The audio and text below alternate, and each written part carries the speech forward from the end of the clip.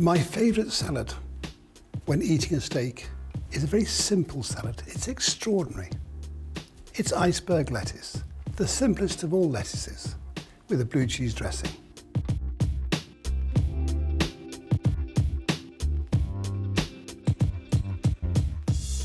Iceberg, which has been in ice water, so give it a good drink.